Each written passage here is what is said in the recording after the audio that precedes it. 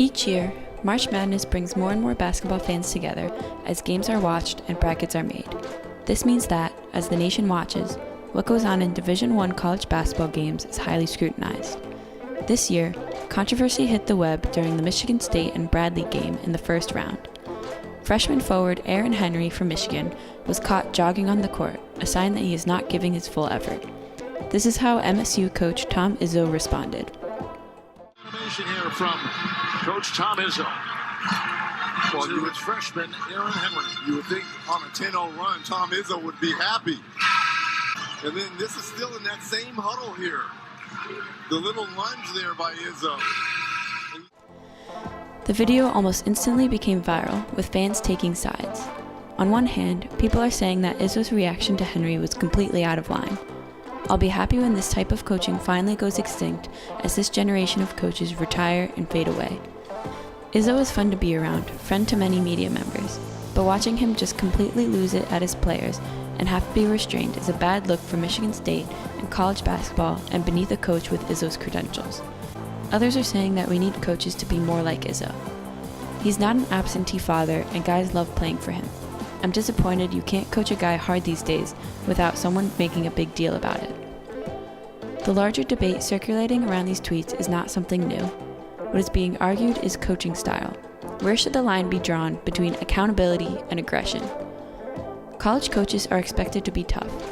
Student athletes are playing at such a high and intense level that there is no other way for coaches to foster a successful team. Pushing players to their limits is how athletes go from good to great. However, there's a point when a coach's intensity becomes destructive instead of productive. Take this SNL sketch, where Melissa McCarthy over-exaggerates what an aggressive coach looks like. Outside the lines obtained practice videos showing exactly how far she has gone to motivate her players. Cursing at them. Throwing basketball. Shooting t-shirt guns. Throwing bricks at them. Threatening them with a baseball bat. You take that ball and you put it through that hole and I won't hit you with the bat. While they were on roller skates. This sketch makes fun of the controversy with Rutgers men's basketball coach Mike Rice Jr. back in 2013. A video of Rice pushing his players, grabbing their shirts, cursing at them, and even throwing basketballs went viral. Rice was subsequently fired from the head coaching position. Rice's case proves that it is possible for coaches to be too hard on their players. However, if a coach does not demonstrate enough accountability and intensity, the success of the team will suffer. So is Tom Izzo just doing his job, or was he abusing his power as a leader? The answer may lie in the types of coaching. To fans, parents, and bystanders, two types of coaching comes to mind: autocratic and democratic. Ohio University's Master of Coaching education helps us define them. The autocratic style of coaching puts the coach in total control of everything, and is typically seen in the coach that yells at and punishes players. In this style of coaching, the coach has ultimate say in regards to how the team acts and plays. The democratic coaching style is the opposite. It lets the players take control of decisions for the team. This means that practices involve discussion as well as playing, where the voice of the athlete matters.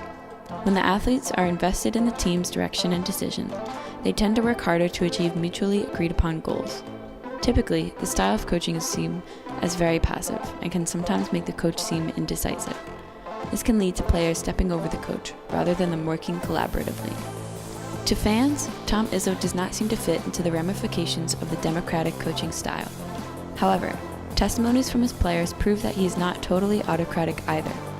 This brings us to a third coaching style, one rarely talked about in media or between fans, but one that has grounded athletics for a long time: holistic.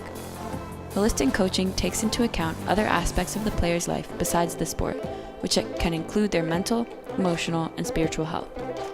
Coaches develop individual relationships with players, rather than solely having interest in winning games.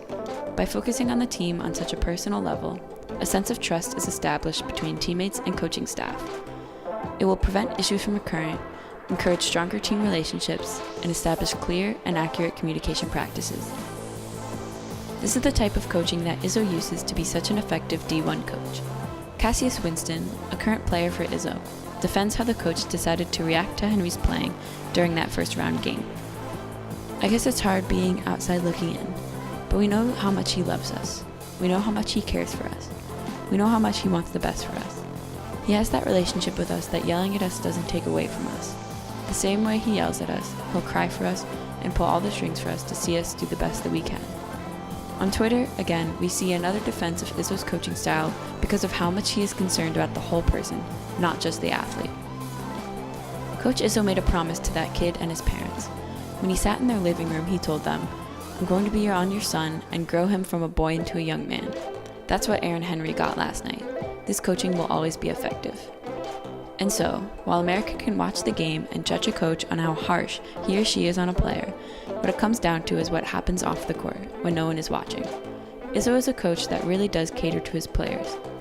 Fans cannot expect to judge the quality of a coach without knowing how much that coach invests in the team as a whole. A word to Izzo, keep doing what you're doing.